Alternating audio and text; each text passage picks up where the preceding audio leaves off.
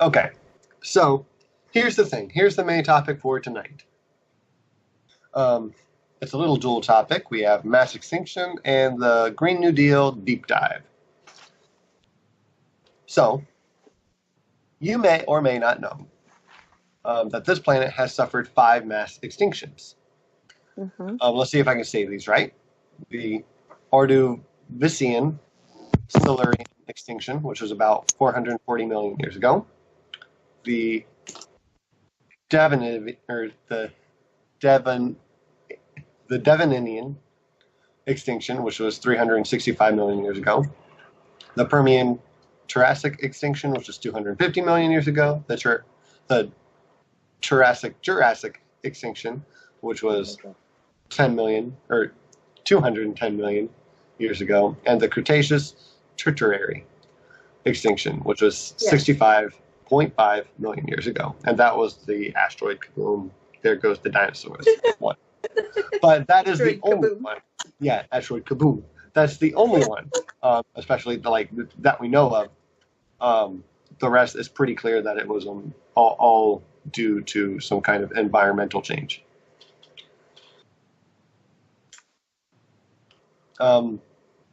So, what you may be less likely to know, though, is that we are considered to be in the 6th mass extinction currently. Now, before I go further, I need to explain what that means, because I want this to reach unscientifically savvy ears. Yes. So, what defines a mass extinction? An extinction of a large number of species within a relatively short period of geological time, thought to be due to factors such as a catastrophic global event or widespread environmental change that occurs too rapidly for most species to adapt. A mass extinction can last up to tens of millions of years, which is a short amount of time, like in geological time. Right. Again, the causing event just has to occur long enough or harsh enough for a large amount of species not to be able to adapt, as we know they usually do. So, what is the current extinction rate? Well, there's a little bit of a discrepancy here, so I'll give you both. The highest estimate is about 100 species lost per day, or 40,000 a year. The lowest estimate is actually 1.4 species lost per day, which would make it about 500 lost per year. The fossil data shows that a normal extinction rate is about 0.01 species lost per day, or 5 per year. Conclusion: current loss of species rate is between 100 and 10,000 times too high. Yeah. Now, even the lowest conclusive number, the 1.4 species lost per day, that is way too high here. Excuse me. The average lifespan of a species is about 2 million years from the origin of that species to the death of that species. Mm-hmm. And we are not seeing that so much anymore, which is a problem for not just them, but like us, because like we are a species. 1, 2, that harms habitats. Like, environments don't the habitat itself can't really be healthy if it doesn't have all of the organisms in it that make it a habitat, right? If you lose all of the frogs in a rainforest, then the insects can run rampant and like destroy the ecosystem, right? And that's the kind of thing that we're seeing now. Is I even looked at audio files from like 2007 and 2015 or something like that. There was like 8 years apart. Okay. And the amount of noise we're getting just from a 7-year difference is catastrophic.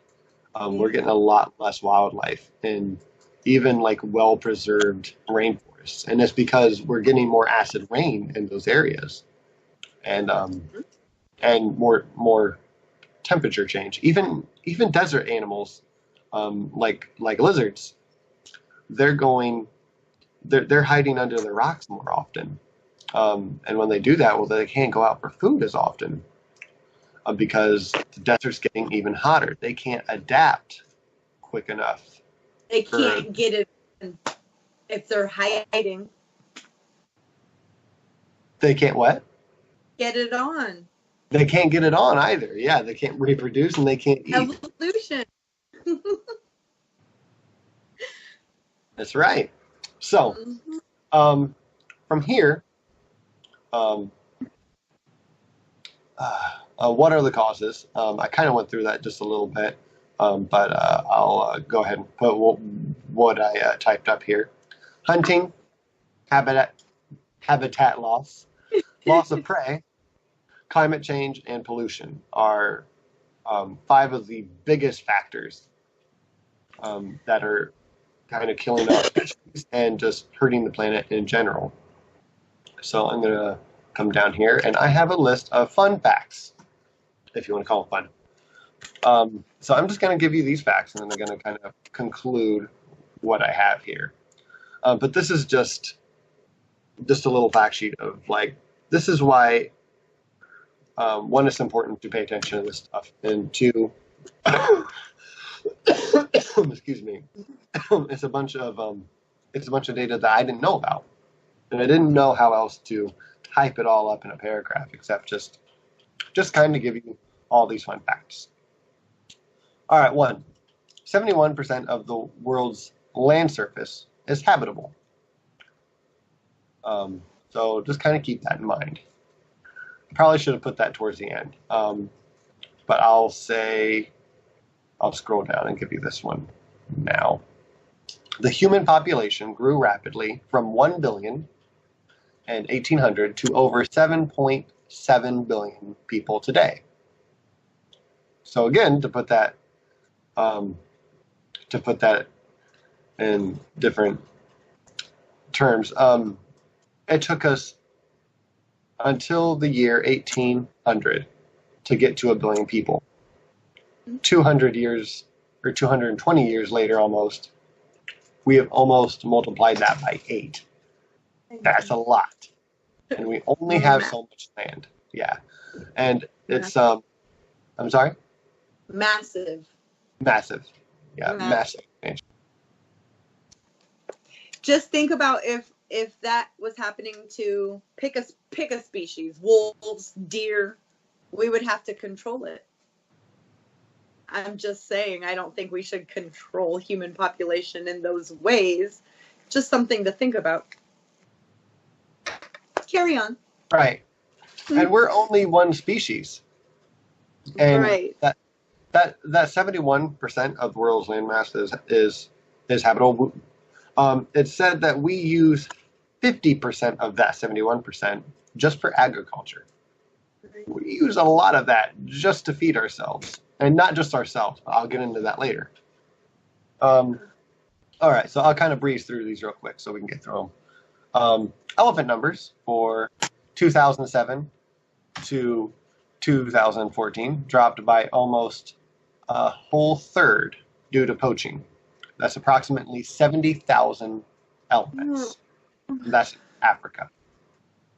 70% of coral reef at the Great Barrier Reef was damaged by high temperatures seen in April of 2016.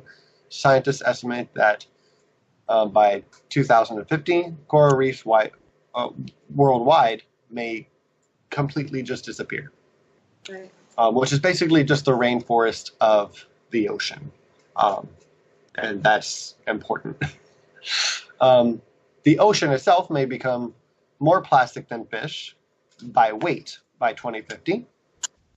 Since 1999, the NOAA, which I forget what that stands for, has removed 125 metric tons of debris Mhm. 125 metric tons of debris from Midway Atoll, which is brought by the North Pacific Gyre, which I'll explain that just a little bit because it didn't come prepared with a picture. But basically, between Asia and um, the United States, like Japan and California, there is the Pacific Ocean, if you didn't know. And there is the North Pacific Gyre, which is, it's basically like, I don't really want to call it a vacuum, but it's like this shape where all of the garbage that we dump into the ocean, they fly into, it just sinks all into this one area. And it looks like this. All right, there's my pantomiming. And in there is Midway and Hawaii. And Midway gets so much of this trash buildup that just flows in this area. Yep. And if you go to this island, Midway, you can virtually take a handful of dirt anywhere on the island, and there will be plastic there. If you cut open any of the birds that are just lining the island that are dead, you will almost definitely find multiple bottle caps in them because it's polluting their ocean where they get their food, because little red Coca-Cola bottle caps look like squid to them. So they eat that, and they also bring it back to their baby birds. Bee population is dropping dramatically due to pesticides, climate change, and disease. In North America alone, a quarter of our bumblebee species are at risk of extinction. That is a problem, given that bees pollinate 35% of the world's crops. Yeah. Due to the decline of wild bees, we have had to go commercial and raise greenhouse bees. But these bees may actually contribute to some of the disease that affect wild bees. So again, we're kind of butt fucking ourselves. Excuse my French. One company does their part to protect against this by trapping the queen in her box and also incinerating bees after 8 weeks. That's how they have to deal with disease control, so we don't spread disease to wild bees. We have to incinerate others. It's basically bee slave labor, followed by bee holocaust, death by fire. The Sphinx macaw, which was featured in the, I think, 2011 film Rio, no longer survives in the wild, but there are 60 to 80 living in captivity. Livestock emissions are a serious problem. Besides our production of livestock causing 9% of all the carbon dioxide released into the air, methane holds heat 20 times better than carbon dioxide. So, meaning, yes, cow farts are really probably our biggest problem. But why? We mass produce these animals to meet our mass need for meat, milk, cheese. This is why, or this is also where most of our water goes to feed our food. We use so much water. Actually, I don't have all the numbers on me right now because I forgot to type them up. But just for 1 gallon of milk, I think it takes 4.5 gallons of water. Right. So that's just for milk. I think just for one steak, it takes like 1,000 gallons of water. Oh my goodness. Yeah, we use a shitload of water, and then also Back up. all of their besides their cow farts, the runoff of like their manure, it it seeps into other habitats and stuff because there's so much. Yes. So, Yeah. do you have anything to add on that before I do, actually. Go for it. The factory farming runoff that you just spoke of, many of these factory farms, they go into business in low income areas and poor areas because they would never be allowed to go in a wealthy area because of the smell, because of the dirtiness. And these factory farms have put in sprinkler systems. I don't know if anybody's heard of this. I watch a lot of news. I read a lot of news stories. Well, these sprinklers are into these pools of pee and poo, and they spray it into the air so that it can dissipate, so that the pools don't keep filling up without a way out, because the liners only go so far. Anything over that, it overfills and goes into the land, which it does anyway. Pee and poo is obviously, there's the word I'm looking for, very corrosive, and it eats right through a lot of the liners they use. But these sprinklers, they spray into the air to help dissipate. Well, these poorer areas, low income areas, have had problems and wrote to their governor, wrote to the president for the last decade, showing pictures and videos of their cars being washed, and then a time span of just 12 hours till the morning when it's time to go get in their car and go to work. And you can take your finger and scrape off a clean line on the car. And it hasn't rained. It hasn't been a dust storm. It's just the fecal and pee matter being sprayed into the air. So that being said, think about things like that when I go into the Green New Deal, because a lot of it has to do with inequality like that.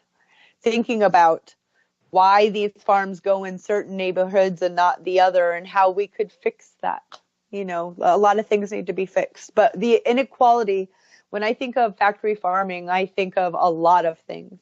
Besides animal abuse, I think of human abuse. I think of them going into these neighborhoods where no one had a say if they were there, or if no one voted to have them there, because they would have said no. Kids are getting sick.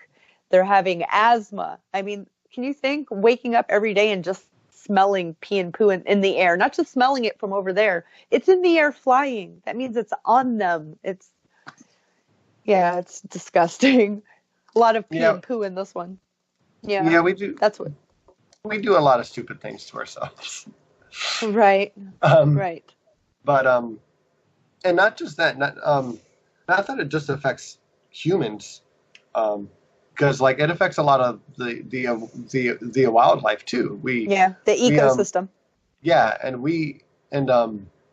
Like there's been reports of the government actually coming in. Like all these factory farmers have to do is say, hey, we have wolves or coyotes, and they'll come in and they'll actually like by the helicopter like shoot down red wolves, which I believe are also endangered. So they can protect these farms. And like, I get that they're trying to protect their animals, but I mean, obviously they're trying to protect their profit more. But it's really you roboted. I roboted. You roboted. What? I guess.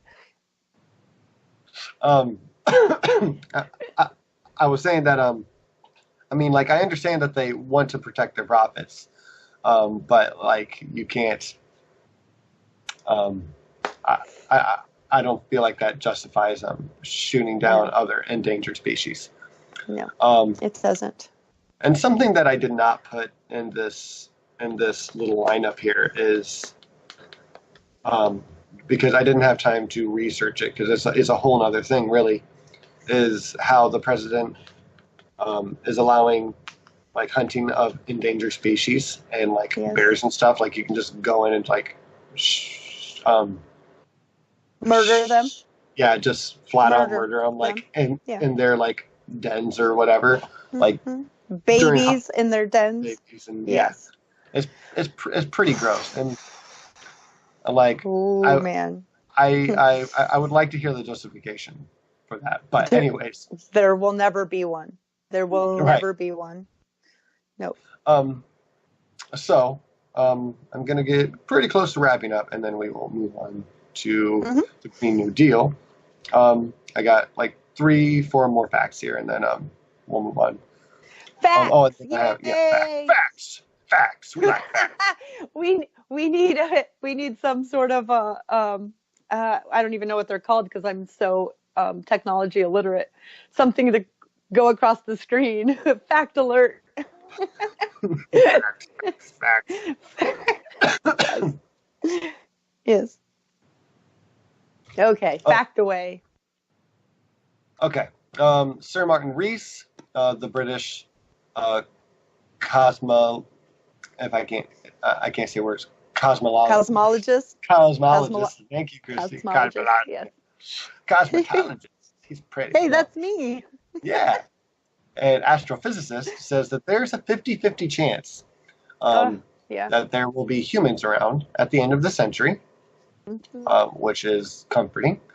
The chance that we have to keep climate temperature from raising 2 degrees Celsius is 5%, according to that newer UN report. And going over 6 degrees, though, is 10%. So we have twice the chance of going over 6 degrees than we do keeping it under 2 degrees.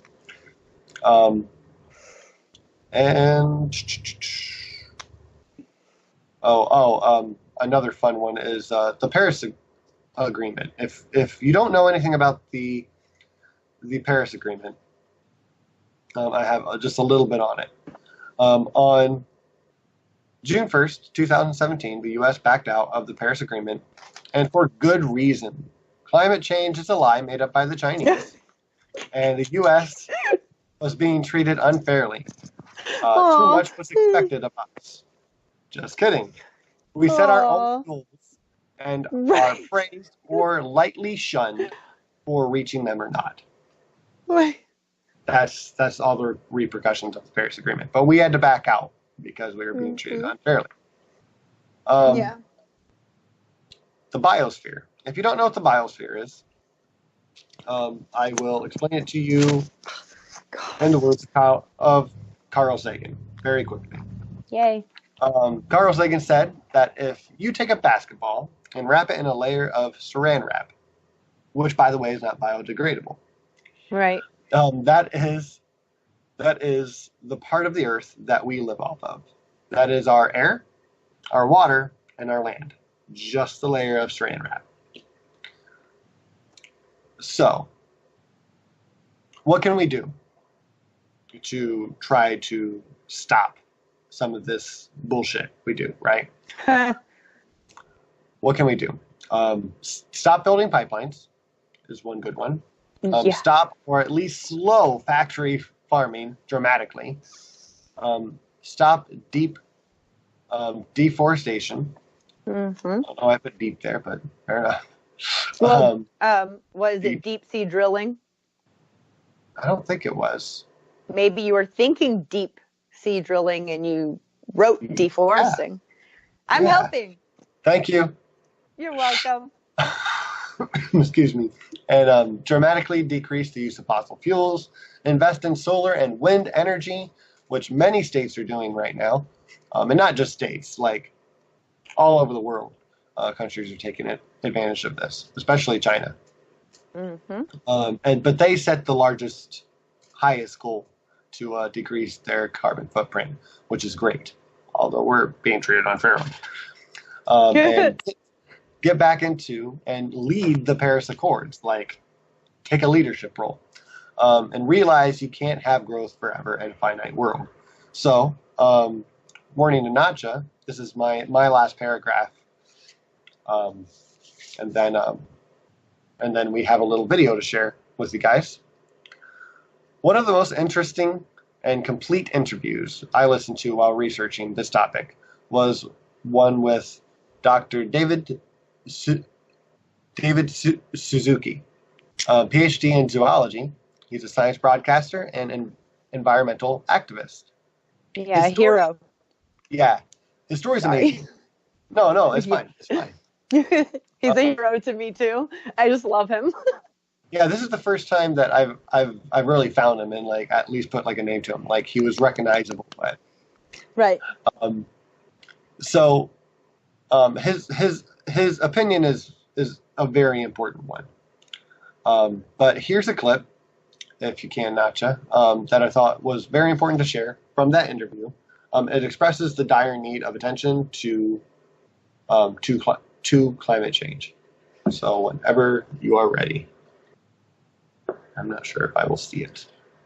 3%, 24 years. So that's exponential growth. Now I'm going to give you a system analogous to the planet. That's a test tube full of food for bacteria. That's the world. And I'm going to put one bacterium in it. That's us. And it's going to go into exponential growth. So when I introduce the bacterium, there's one bacterium. 1 minute later, there are two. 2 minutes later, there are four. 3 minutes, 8. That's exponential growth, okay? Doubling every minute. 60 minutes, the test tube's completely full of bacteria, and there's no food left.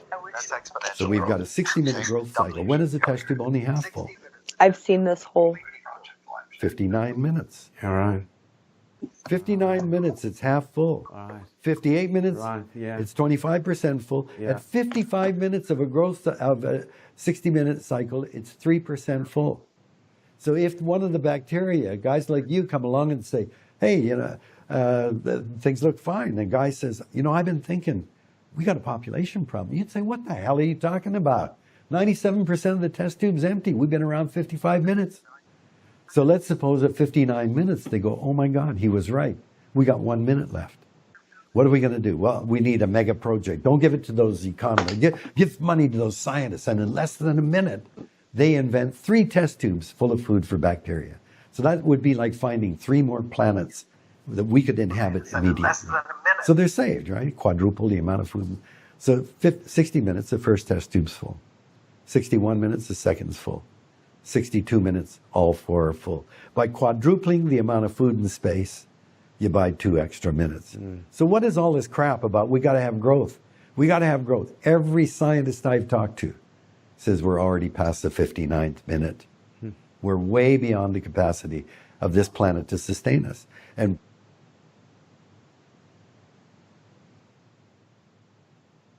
we're back to you guys. Yay. Let me move this cat. So his message is simple. You can't have economic growth forever in a finite world. Right. The world we live in will live on without us. And the single most important thing you can do, which I'm surprised after his whole hour interview, is vote. He said it's vote. Educate yourself in politics and what's going on in the environment. Vote. Yes. We may have a 5% chance to unfuck ourselves. He views this as hope. And I think him viewing this as hope is a little bit naive. But this man is way smarter than me. And he's going to view it as hope. Well, by golly, maybe I should too. Right? He makes the point that the American people, because he lived through this and saw it, he makes the point that the American people didn't know what the hell they were doing when they decided to catch up to the Russians and go to the moon. But when we set a goal, we dedicate ourselves and we get it done. We don't even have to know where to start. Right. So that's my whole spiel. Thank you so much, everyone, for listening to me tonight. If you have any questions, I'll try to keep a little bit more of an eye on the live chat. So on to you, Miss Christy. Lost you. Hold, please. There we go. I got a little crazy with the hands and knocked my headphones right on out of my ears. I'm wild and crazy. Oh man, no, that was fantastic. I watched that entire conversation and yeah, he is brilliant and he has a lot of great ideas. I like him anyway. But he's right. We missed the chance we had to completely change everything around many years ago, when the science community was screaming about it, when ExxonMobil hired scientists to tell them if they were doing something wrong. And they said yes, 40 years, was it 30, 40 years ago. And at first, ExxonMobil said, okay, well, let's do something about it. They started these videos for their employees saying, we're going to start doing this to take care of the planet and that. And then they realized, uh-oh, this is going to be expensive. And our bottom line, the like, beautiful bottom line was, yeah, there's that. I'm glad you covered that. I think that there's so much information. If anybody wants to go look at the mass extinction that we are going through right now, we've lost, so many species. They're gone. We'll never see them again. And there are many species right now that there's one male or one female. And in the bird kingdom, there are male birds that are the last one of their species running around doing their cry and their song for mating, and they're never going to get a call back. Ever. They're the only one. It's just so sad. But I'm a tree hugger, so there's that. I know you are. I just love them. Trees are so cute and beautiful. I just love them so much. And animals and the planet. Yeah, I'll stop. Well, you're just like a regular Snow White. Half know Yeah. that already. Yeah. Mary Poppins. Mary Poppins. Mary Poppins.